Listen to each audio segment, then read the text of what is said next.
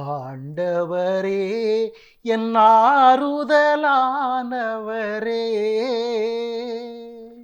என் மேல் மனமிரங்கும், என் மேல் மனமிரங்கும். ஆண்டவரே என் ஆறுதலானவரே, என் மேல் மனமிரங்கும், என் மேல் மனமிரங்கும். ஆண்டவரே என் ஆறுதலானவரே, என்னில் ஆற்றலும் பலனும் வல்லமையுமாயிருக்கிற மகா கிருபையுள்ள தகப்பனே, உம்முடைய கிருபையின்படி இதோ உமது பரிசுத்த நாமத்தை மகிமைப்படுத்த அழைத்ததற்காக உமக்கு நன்றி செலுத்துகிறேன். ஆண்டவரே, உமது நாமமே மகிமை அடைவதாக. ஆமேன். என் ஆண்டவரில் பிரியமானவர்களே, தேவனுடைய ஜீவ வார்த்தை வெளிப்படுகின்ற இந்த அற்புதமான அதிசயமான வேளையிலே உங்களை சந்திக்க அழைத்திருக்கிற என் ஆண்டவராகிய இரட்சகருக்கு என் இருதயத்தின் ஆழத்திலிருந்து நன்றி செலுத்துகிறேன். அத்தகைய அருமையான வேளையிலே உங்களுடைய இதய குமுறல்களை, மன வேதனைகளை, உங்கள் மன நோக்கங்களை, உங்கள் ஆசைகளை, உங்கள் எண்ணங்களை, எதிர்பார்ப்புகளை அனைத்தையும் அவருடைய கரத்திலே ஒப்பு கொடுத்து ஜெபிக்கிறேன். என் நேசமுள்ள நல்ல தகப்பனே, இதோ உமது பிள்ளைகள் ஆண்டவரே, உமது பிள்ளைகளுக்காக ஒவ்வொரு வேளையும் ஜெபிக்கும்படியுமாய், மன்றாடும்படியுமாய், உம்முடைய திருக்கரத்திலே ஒப்பு கொடுக்கும்படியுமாய் தேவரீர் வெளிப்படுத்தி கொண்டு இருக்கிறீர். ஆண்டவரே, உமது அற்புத செயல்களுக்காக நன்றி செலுத்துகிறேன். இதோ உம்முடைய பிள்ளைகள் என்னென்ன நோக்கங்களோடு உம்மை நோக்கி பார்க்கிறார்கள் என்பதை அவர்கள் எண்ணுவதற்கு முன்னதாகவே அறிந்திருக்கிற அற்புத தகப்பனாய் தேவரீர் தான் இருக்கிறீர். ஆண்டவரே, உம்முடைய கிருபைக்கு நன்றி செலுத்துகிறேன்.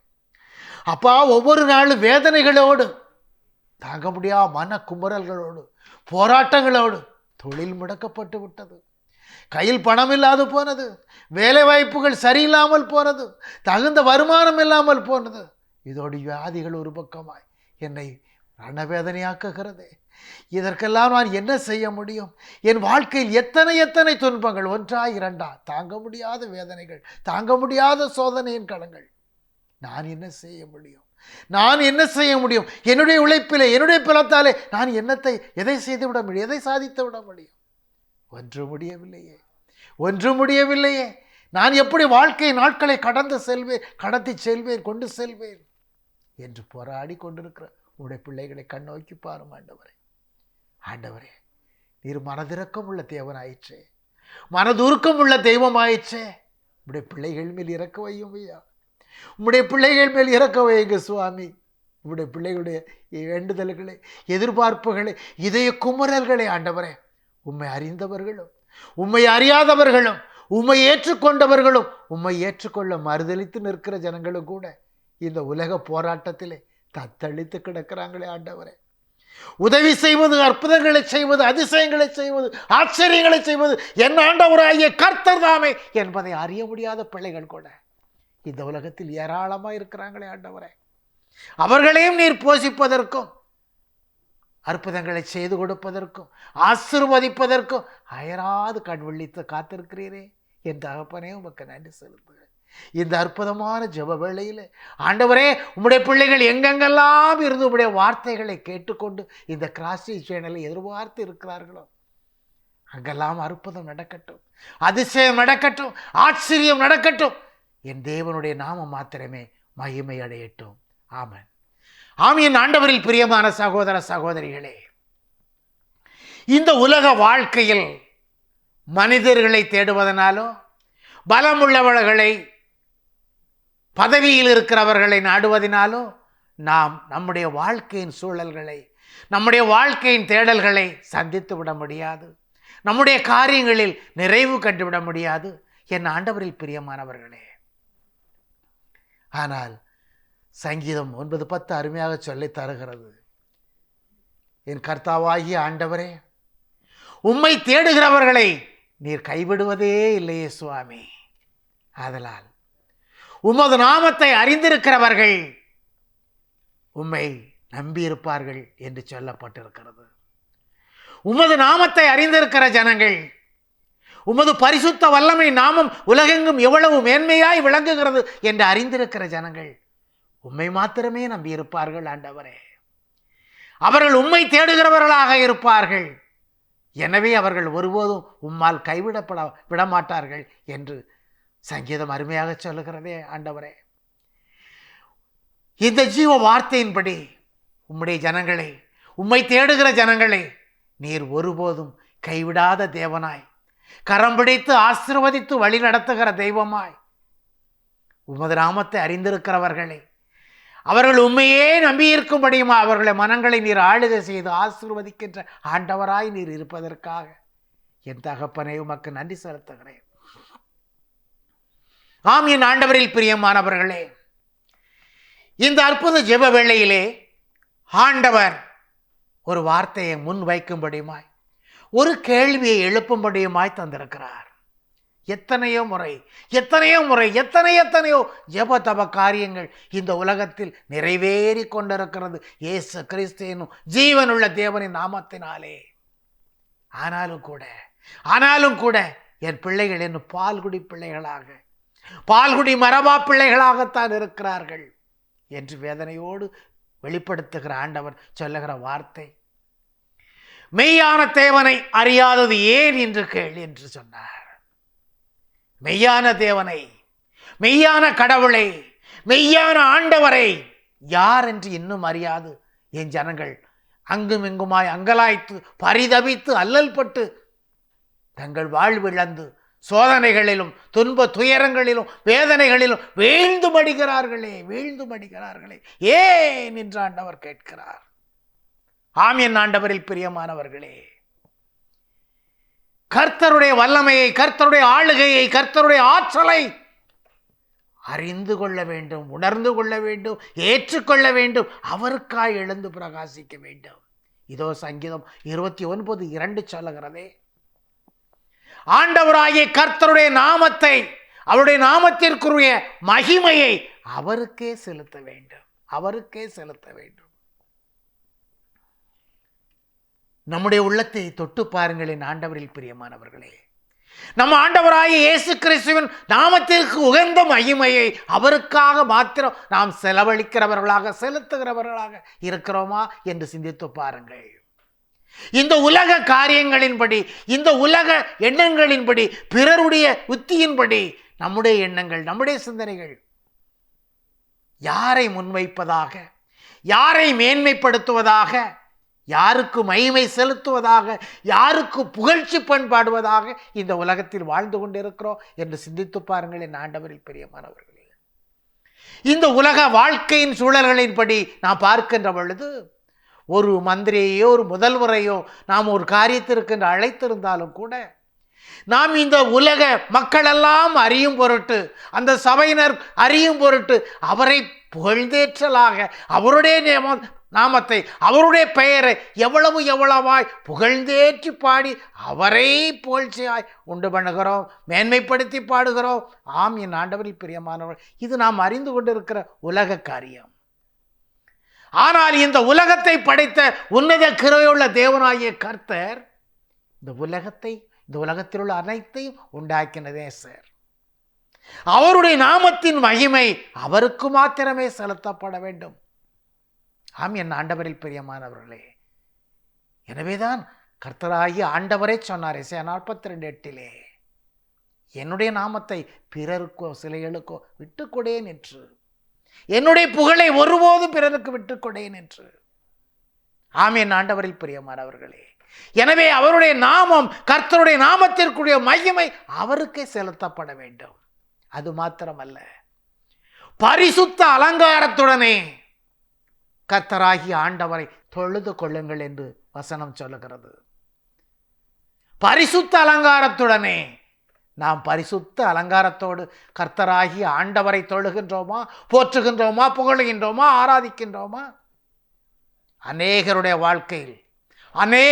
வாழ்க்கையில் பகட்டு விதமான அலங்காரத்தோடு, பகட்டு விதமான எண்ணங்களோடு தான் நாம் ஆராதனை செலுத்துகிறவர்களாக, பிறர் அறியும் பொருட்டு ஆராதனையில் வெளிப்படுத்துகிறவர்களாக வாழ்ந்து கொண்டிருக்கிறோம். என் ஆண்டவரில் பிரியமானவர்களே, ஏன் கர்த்தரை தேட வேண்டும்?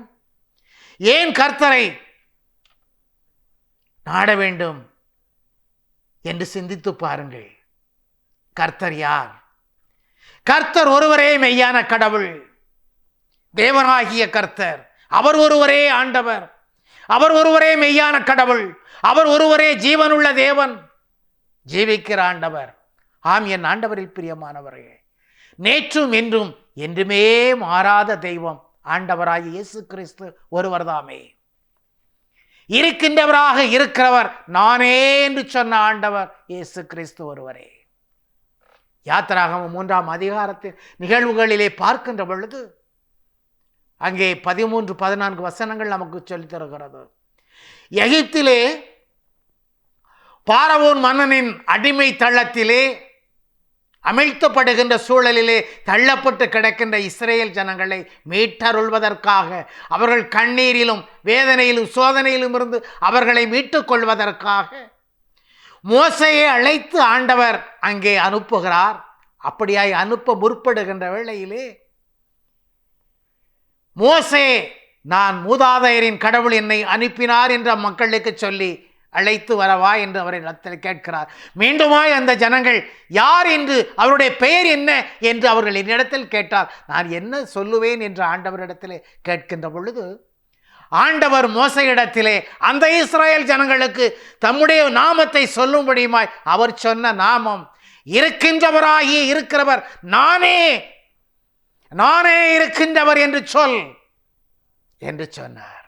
ஆம், என் ஆண்டவரில் பிரியமானவர்களே, எண்ணற்ற பெயர்கள் என் தேவனாகிய கர்த்தருக்கு உண்டு. ஆனால் அந்த இஸ்ரேல் ஜனங்களுக்கு, அடிமைப்பட்டு கிடக்கிற அந்த இஸ்ரேல் ஜனங்களுக்கு மோசையிடத்திலே சொல்லும்படியுமாய் தேவன் அருளிய நாமம் இருக்கின்றவராக இருக்கிறவர். ஆம், என் ஆண்டவரில் பிரியமானவர்களே, அவர்தான் இயேசு, அவர்தான் இருக்கின்றவராக இருக்கின்றவர். யோவான் நற்செய்தியிலே 1ஆம் அதிகாரத்திலே பார்க்கின்ற பொழுது, ஆதியிலே வார்த்தை இருந்தது, அந்த வார்த்தை தேவனிடத்தில் இருந்தது, அது தேவனோடு இருந்தது. அந்த வார்த்தை, அவர் ஆதியிலே தேவனோடு இருந்தார் என்று வசனம் சொல்லுகிறது. ஆம், என் ஆண்டவரில் பிரியமானவர்களே, வார்த்தையான தேவன் ஆதியிலே வார்த்தையாக இருந்து, அந்த வார்த்தையே தேவனாக இருந்து அவரே தேவனோடு கூட இருந்தார் என்று சொல்லுகிறது. அது மாத்திரமல்ல, சகலமும் அவர் மூலமாக மாத்திரமே படைக்கப்பட்டது, அவரால் அன்றி எதுவுமே உண்டாக்கப்படவில்லை என்று யோவான் 1:3 சொல்லுகிறது. ரோமர் 11:36 சொல்லுகிறது. கொலோசையர் 1:16 சொல்லுகிறது. எசையா 62:2 சொல்லுகிறது. ஆம், என் ஆண்டவரில் பிரியமானவர்களே, சகலத்தையும் படைத்த சர்வ வல்லமையுள்ள தேவனாகிய ஆண்டவர் இயேசு கிறிஸ்து அவர் ஒருவரே மெய்யான கடவுள். இதை இந்த உலக ஜனங்கள் அறியாது இருப்பது ஏன் என்று ஆண்டவரை கேட்கும்படியுமாய் இந்த ஜெப வேளையை தந்திருக்கிறார். என் ஆண்டவரில் பிரியமானவர்களே, எபிரேயர் 2:10 சொல்லுகிறது, ஆண்டவர் இந்த உலகத்தை படைத்தாரே, இந்த உலகத்தில் உள்ள அனைத்தையும் படைத்தருளினாரே, எதற்காக, யாருக்காக என்ற கேள்விக்கு எபிரேயர் 2:10 ஆண்டவர் பதில் தருகிறார். தேவனாகிய கர்த்தர் இந்த உலகத்திலே படைக்கப்பட்ட படைப்புகள் எல்லாவற்றையும் தமக்கென்று தாமே சிருஷ்டித்தார் என்று சொல்லப்பட்டிருக்கிறது. இந்த உலக படைப்புகள் அனைத்தும் தமக்கென்று தாமே அவர் சிருஷ்டித்தார், உண்டாக்கினார் என்று சொல்லப்பட்டிருக்கிறது. ஆம், என் ஆண்டவரில் பிரியமானவர்களே, அவ்வாறு இருக்க ஆண்டவராகிய கடவுள் தமக்கு சொந்தமானவர்கள், தமக்கு பிரியமானவர்கள், தமக்கு ஏற்புடையவர்கள் என்று தமது ஜனங்களை, தமது மக்களை தேடி வந்தார் என்று யோவான் நற்செய்தி 1ஆம் அதிகாரம் 11ஆம் வசனம் சொல்லுகிறது. யோவான் 1:11.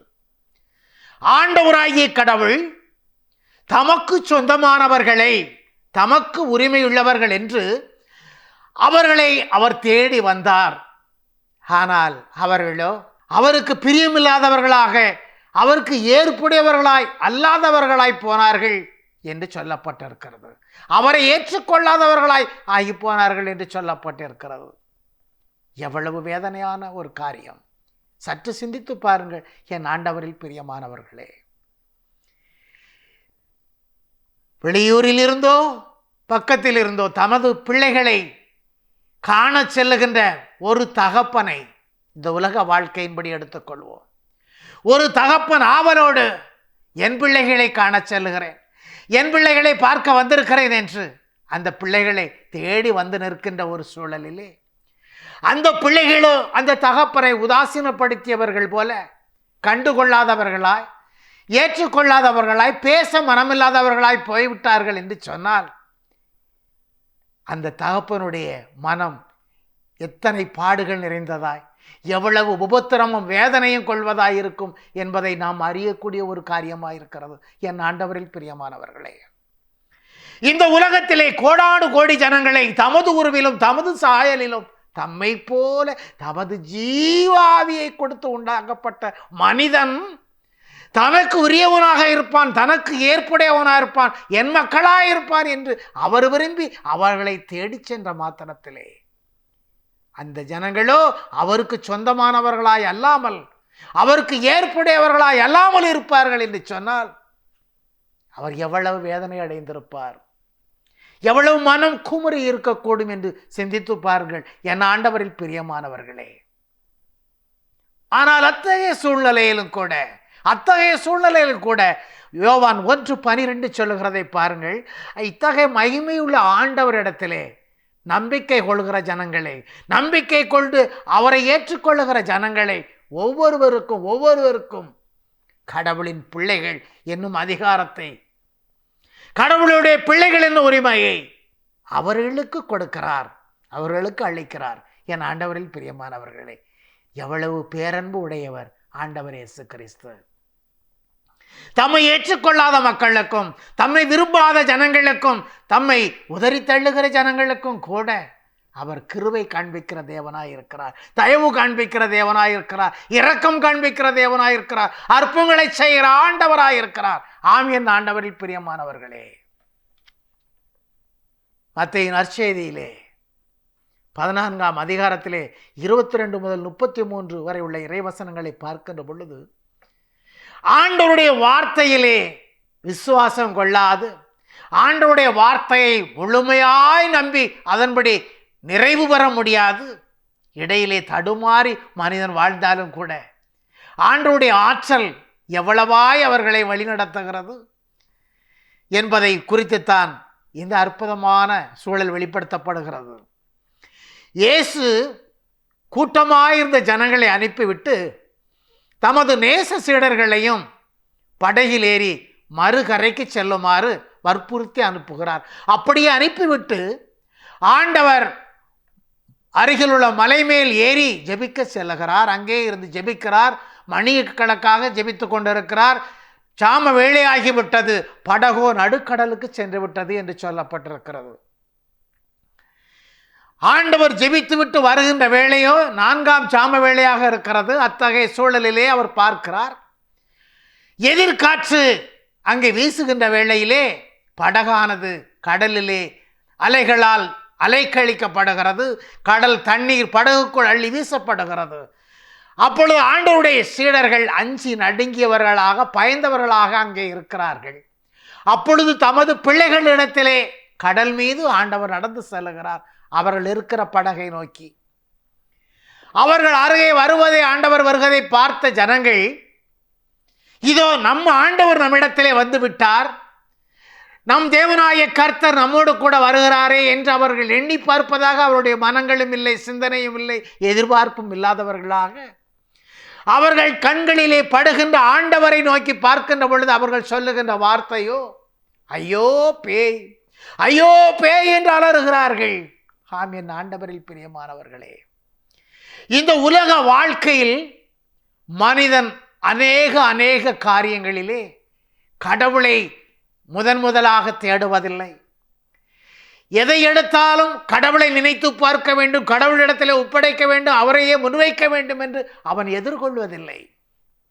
அவன் கண்ணுக்கு புலப்படுவதெல்லாம், கண்ணிலே நினைப்பதெல்லாம் பயப்படுதலும் அஞ்சுதலுமாயிருக்கிறது. ஆண்டவர் எதிர்கொண்டு வருவதை அறியாதவர்களாய் அவருடைய சீடர்கள் சொல்லுகிறார்கள், ஐயோ பேய் என்று அலறுகிறார்கள். ஆனால் ஆண்டவர் சொல்லுகிற வார்த்தையோ, பயப்படாதிருங்கள், அஞ்சாதிருங்கள், நான் தான் என்று சொல்லி அவர்கள் அருகே சென்று கொண்டிருக்கிறார். உடனே பேதுரு சொல்லுகிறார், மத்தேயு நற்செய்தி 14ஆம் அதிகாரம் 28வது இறை வசனத்தில் பார்க்கின்ற பொழுது, ஆண்டவரே நீதாம் என்றால் நானும் கடல் மீது நடந்து உம்மிடம் வர எனக்கு கட்டளையிடும் என்று சொல்லுகிறார். உடனே ஆண்டவர் சரி வா என்று சொல்லுகிறார். பேதுரு உடனே துள்ளி குதித்தவராக படகில் இருந்து இறங்கி நடந்து செல்கிறார். ஆம், என் ஆண்டவரில் பிரியமானவர்களே, ஆண்டவர் வா என்று சொன்ன மாத்திரத்திலே பேதுரு படகில் இருந்து இறங்கி ஆண்டவராகிய இயேசுவை நோக்கி கடல் மீது நடந்து சென்றார் என்று வசனம் அருமையாக சொல்லுகிறது, தெளிவாக சொல்லுகிறது. அவர் இயேசுவை நோக்கி படகில் இருந்து இறங்கி கடல் மீது இயேசுவை நோக்கி நடந்து சென்று கொண்டிருக்கிற பொழுது அவர் கடல் மேலே நடந்து சென்று கொண்டிருக்கிறார். காற்றும் கடலும் பெருக்கமாய் உயர்ந்து வருகிறது. அவர் காற்றை பார்க்கிறார், உயர்ந்தெழுகிற கடல் அலைகளை பார்க்கிறார், உள்ளத்தால் அஞ்சி நடுங்குகிறார், தண்ணீரால் அமிழ்த்தப்படுகிறார். அப்பொழுது ஆண்டவரே என்னை காப்பாற்றும் என்று அலறுகிறார். ஆம், என் ஆண்டவரில் பிரியமானவர்களே, மனிதனுடைய வாழ்க்கையிலும் எத்தனை எத்தனை சூழ்நிலைகளிலும் எத்தகைய காரியங்களை செய்து கொண்டிருக்கின்ற வேளையிலும் நிதானமாக மிகச்சரியாக செய்து கொண்டிருக்கின்ற போய்கொண்டிருக்கின்ற வாழ்க்கையின் சூழல்களிலும் கூட இந்த உலக பார்வைகள், இந்த உலக காரியங்கள் ஏதேனும் ஒன்று குறுக்கிடுகின்ற வேளையிலே மனிதனோ அச்சம் உள்ளவனாக, நடுக்கம் உள்ளவனாக, பயத்தால் அஞ்சி நடுங்கிறவனாக, ஆண்டவரை நினைத்து பார்க்காதவனாக, ஆண்டவர் மேல் வைத்திருக்கிற விசுவாசத்திலே நம்பிக்கையிலே பலன் இழந்தவனாக ஐயோ என்று அலறுகிறான் பேதுருவை போல. அழிந்து விடுவேனோ என்று கதறுகிறான் பேதுருவை போல. ஆம், என் ஆண்டவரில் பிரியமானவர்களே, ஆண்டவரோ அந்த தண்ணீருக்குள், கடல் நீருக்குள் அமிழ்ந்த போகிற அந்த பேதுருவின் கரத்தை பிடித்து ஆண்டவர் சொன்ன வார்த்தை மத்தேயு நற்செய்தி 14:31 ஆண்டவருடைய வார்த்தை சொல்லப்படுகிறது, அற்ப விசுவாசியே, அற்ப விசுவாசியே என்று பேதுருவை பார்த்து சொல்லுகிறார். ஏன் சந்தேகப்பட்டாய்? இன்றும் நம்மில் அநேகரை ஆண்டவர் பார்த்து இந்த வார்த்தைகளை தான் சொல்லி வெளிப்படுத்துகிறார். அற்பம் விசுவாசம் உள்ள ஜனங்களாயிருக்கிறீர்களே, உங்கள் தேவனாகி ஆண்டவர் உங்களோடு கூட இருக்கிறார் என்பதை மறந்து போகிறீர்களே. என் ஆண்டவர் எனக்கு செய்வார், என் ஆண்டவர் நிச்சயமாக எனக்கு இந்த காரியத்தை வாய்க்க செய்வார், என் ஆண்டவர் இந்த குடும்பத்திலே இந்த காரியங்களை அற்புதமாய் அதிசயமாய் மேன்மையை நடத்துவார் என்று செயல்பட்டு கொண்டிருக்கின்ற உங்கள் வாழ்க்கையிலே இந்த உலக பொருளாதாரங்களை குறித்தோ இந்த உலக சூழல்களை குறித்தோ சிறு சிறு தடைகள் ஏற்படுகின்ற பொழுது ஏன் உங்கள் தேவனாகிய கர்த்தரை மறந்து போகிறீர்கள்? விசுவாசத்தில் தளர்ந்து போகிறீர்கள். ஏன் தடுமாற்றம்? ஏன் விசுவாசத்தில் சந்தேகமாயிருக்கிறீர்கள்? ஏன் அற்ப விசுவாசம் உள்ளவர்களாயிருக்கிறீர்கள் என்று ஆண்டவர் அன்று பேதுருவை கேட்பதை போல இன்று உங்களிலும் ஒவ்வொருவரையும் பார்த்து இந்த உலக சூழல்கள், இந்த உலக காரியங்கள், இதோ தேவனாகிய கர்த்தர் தாமே உடன் இருக்கின்ற பொழுது உங்களை என்ன செய்ய முடியும் என்ற எண்ணம் உங்கள் இருதயத்தில் எப்பொழுது அசையாத விசுவாசமாய் நம்பிக்கையிலே நிலை பெற்று நிற்குமோ அப்பொழுது நீங்கள் எல்லாவற்றிலும் ஜெயங்கொள்ளுகிற ஜனங்களாய் இருப்பீர்கள், ஆசீர்வதிக்கப்பட்ட தேவனின் பிள்ளைகளாய் இருப்பீர்கள். என் ஆண்டவரில் பிரியமானவர்களே, இத்தகைய விசுவாசத்தை தான் ஒவ்வொருடைய இருதயங்களிலும் பதித்து கொள்ள வேண்டும் என்று ஆண்டவர் விரும்புகிறார். இத்தகைய அற்புதங்களை செய்கிற ஆண்டவரை நாம் அவரை மறந்து அவரை விசுவசிப்பதற்கு தளர்ந்து போய் இந்த உலக வாழ்க்கையிலே மூழ்கி அழியக்கூடிய சூழ்நிலைகளிலும் கரம் பிடித்து பேதுருவை தூக்கி நிறுத்தியதைப் போல நம்மையும் அவர் தூக்கி நிறுத்தி ஒவ்வொரு சூழல்களிலும் அஞ்சாதே, திகையாதே, கலங்காதே, பயப்படாதே என்று இந்த உலக வாழ்க்கையில் பிரச்சனைகளிலும் போராட்டங்களிலும் சோதனைகளிலும் இருந்து நம்மை கரந்தூக்கி விடுவிக்கிற தேவனாகிய கர்த்தர் இதோ நம்மோடு கூட இருக்கிறார், உங்களோடு கூட இருக்கிறார்.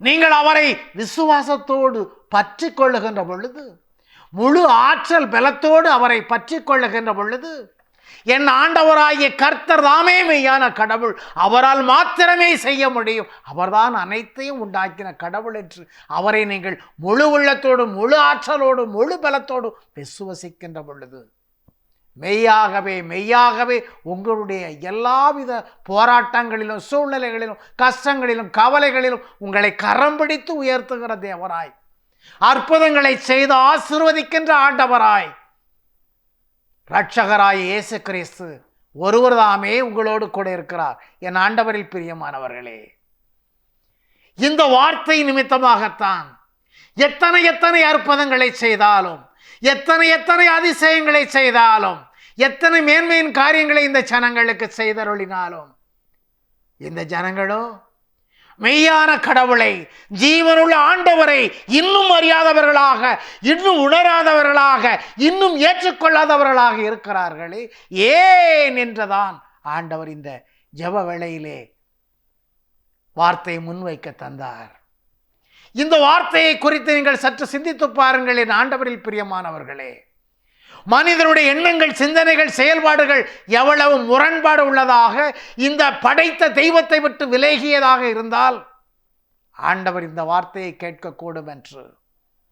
எனவேதான் எசேயா தீர்க்கதரிசி சொன்ன வார்த்தை, ஆண்டவரே இதோ உமது மக்கள், அவருடைய உதடுகள் மாத்திரமே உமது நாமத்தை சொல்லுவதாக இருக்கிறது.